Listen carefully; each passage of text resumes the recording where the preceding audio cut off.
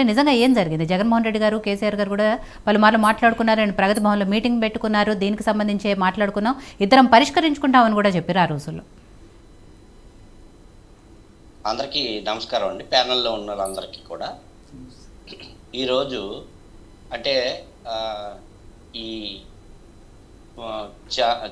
Channel డిబేట్లో ఎవరైనా అవనియండి, ఒక ముఖ్యమంత్రికి కొన్ని పదాలు వాడడం అభ్యంతరకరం.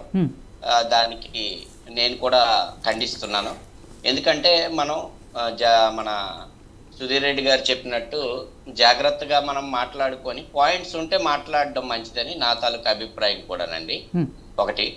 రెండోది, 2013లో మన రాష్ట్ర విభజన జరిగిన తర్వాత తెలంగాణ, ఆంధ్రప్రదేశ్ తెలంగాణ విభజన జరిగిన తర్వాత అంతకుముందు తెలంగాణ ప్రజలు అందరూ కూడా మంచిగా ఉన్నారు. కానీ కేసీఆర్ మాత్రం ఆంధ్రప్రదేశ్ మీద చాలా దోషణలు చేస్తూ వచ్చారు. తర్వాత 2013లో విభజన జరిగిన తర్వాత ఆ విభజన ఏదైతే ఉందో, విభజన అయిపోయిన తర్వాత కూడా ఆస్తుల వాటాలు కూడా ఆంధ్రప్రదేశ్కి రావాల్సిన వాటాలు కేసీఆర్ గారు తేల్చలేదు. ఈ 10 సంవత్సరాల్లో కూడా 10 సంవత్సరాలు ఉమ్మడి క్యాపిటల్ అక్కడ యూజ్ చేసుకోవచ్చు అనేది చంద్రబాబు తాలూకా అవగాహన లేని వలన, చంద్రబాబు తాలూకా అసమర్థత వలన, ఓటుకు నోటు కేసులో చంద్రబాబు ఇక్కడికి వచ్చేయడం వలన అది చాలా వరకు మా ఆంధ్రాకి రావాల్సిన ఆస్తుల వాటాలు కూడా రాలేదు. First thing. రెండోది, అదే విషయం నీటిపారుదల ప్రాజెక్ట్స్లో కూడా ఎప్పుడూ కూడా ఆంధ్రప్రదేశ్కి అన్యాయమే జరిగింది తప్ప న్యాయం జరగలేదు ఈ 10 సంవత్సరాల్లో. అది అక్కడ ఉమ్మడి క్యాపిటల్గా ఉండి అప్పటి ముఖ్యమంత్రి చంద్రబాబు నాయుడు చేసుకున్నట్లయితే ఖచ్చితంగా రావాల్సిన వాటాలు కానీ నీటి వాటాలు కానీ ఖచ్చితంగా తేలుండేవి. కానీ ఈయన హఠాత్తుగా రావడం వలన మా ఆంధ్రప్రదేశ్ దురదృష్టం కొలిది చంద్రబాబు నాయుడు వలన మేము చాలా వరకు ఆంధ్రప్రదేశ్ నష్టపోయింది. అదొకటి. రెండోది ఏంటంటే, కేసీఆర్ గారు ఆ రోజు కేసీఆర్ గారు కానీ జగన్మోహన్ రెడ్డి గారు మాట్లాడినప్పుడు 1-2 మీటింగ్స్కి మాట్లాడుకున్నారే తప్ప ఏ రోజు కూడా ఒక కేసీఆర్ గారు ఆంధ్రప్రదేశ్కి ఇది చేద్దాము అని చెప్పేసి అవగాహన వచ్చినా కూడా ఆయన పరిపాలనలో చూపించలేదు. ఒకటి. రెండోది, ఏదైతే ఇప్పుడు ముఖ్యమంత్రి ఉన్నారో రేవంత్ రెడ్డి గారు ఎప్పటికైనా, ఇప్పుడు సుధీర్ రెడ్డి గారు అంత చక్కగా చెప్పారు, ఎప్పటికైనా ఇప్పుడు ఏదైనా కేఆర్ఎన్బి దీంట్లో కానీ లేకపోతే ఎపెక్స్ మీటింగ్లో కానీ ముఖ్యమంత్రులు ఒకసారి మాట్లాడుకొని, అలాగే ఈ ఎవరైతే నీటి వనరుల మంత్రులు ముందు సమావేశమయ్యి ఎవరికి ఎంత వాటా రావాలి అది కేంద్రం అప్పచెప్పిన తర్వాత కూడా, కేంద్రం అప్పచెప్పినా కూడా డెసిషన్ అనేది ఒక ముఖ్యమంత్రో లేకపోతే మంత్రో ఎవరో ఉంటే కానీ కేంద్రం ఆ అభిప్రాయాన్ని తీసుకోదు. వీళ్ళు సంతకాలు పెట్టారంటున్నారు, సంతకాలు పెట్టలేదు అంటున్నారు.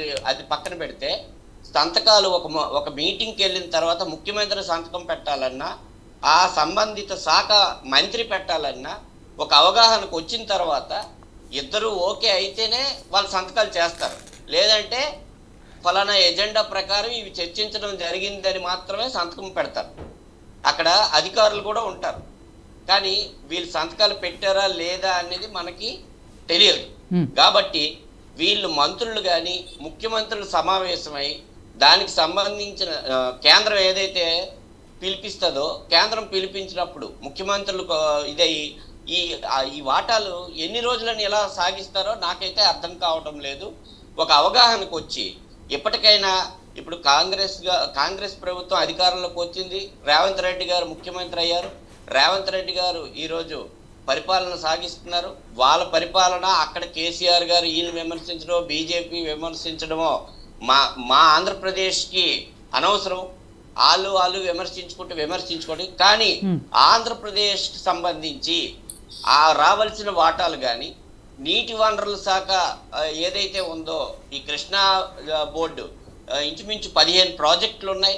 మాకు రావాల్సిన వాటాలు 811 టీఎంసీల్లో ఆంధ్రప్రదేశ్కి రావాల్సిన టీఎంసీలు చక్కగా అప్పచెప్పాలని మేమైతే ఒక ఆంధ్రప్రదేశ్కి ఒక అధికారం ఇప్పుడు అధికారంలో ఉన్న ముఖ్యమంత్రి తరపు నుంచి మేమైతే కోరుకుంటున్నాం.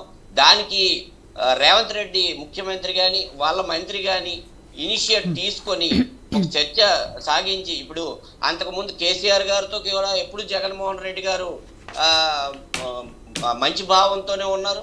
ఈ రోజు రేవంత్ రెడ్డి గారితో కూడా మంచి భావంగా ఉన్నారు. వాళ్ళు ఏదైతే విమర్శిస్తారో విమర్శించుకున్నా మాకు సంబంధం లేదు.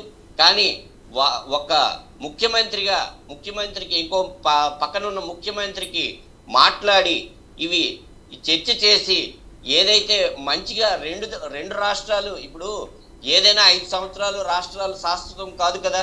ఎప్పుడైనా ఫలానా ముఖ్యమంత్రి టైంలో పరిష్కారం జరిగింది అని ఆయన నిరూపించుకోవాల్సిన పని ఉందని చెప్పేసి నేను ఈ సందర్భంగా వాళ్ళని మీ యోయో టీవీ ద్వారా వైఎస్ఆర్ పార్టీ తరపు నుంచి నేను రిక్వెస్ట్ చేస్తా ఉన్నాను. ఎందుకంటే ఎన్నో సమస్యలు తీరుతా ఉన్నాయి. కానీ 10 సంవత్సరాల్లో కేసీఆర్ గారు ఎప్పుడూ కూడా ఆర్టీసీ వివాదం కానీ, అక్కడ రావాల్సిన ఫిక్స్డ్ అసెట్స్ కానీ ఏవి కూడా ఇంతవరకు 10 సంవత్సరాలు ఈ రోజు పరిపాలన ఉమ్మడి క్యాపిటల్ నుంచి అయిపోయింది. 10 సంవత్సరాలు ఉమ్మడి క్యాపిటల్ అయిపోయింది. బిల్లులు అవన్నీ కూడా చాలా వరకు పెండింగ్లు ఉన్నాయి. అవన్నీ కూడా తేల్చాల్సిన అవసరం ఉంది. 10 సంవత్సరాలు అయిపోయింది కాబట్టి ఇప్పటికైనా ముఖ్యమంత్రి అక్కడ తెలంగాణ ముఖ్యమంత్రి, ఎందుకంటే రాష్ట్రానికి ఈరోజు ఒక స్టేట్ క్యాపిటల్ కూడా ఇబ్బందికరంలో ఉంది. అందువలన చక్కగా పరిపాలన చేస్తారు అనుకొని వచ్చారు కాబట్టి ఇలాంటి మంచి నిర్ణయాలు తీసుకొని తెలుగు రాష్ట్రాలు రెండు ఒకటే కాబట్టి ఆంధ్రప్రదేశ్ కూడా న్యాయం చేయాలని నేనైతే కోరుకుంటున్నానండి. మధుబాబు గారు, తెలంగాణలో బీఆర్ఎస్, కాంగ్రెస్, బీజేపీ ఏం విమర్శించుకుంటాయో అది మాకు సంబంధం లేదు అని మీరైతే అంటున్నారు. కానీ 6 నెలల్లో కాంగ్రెస్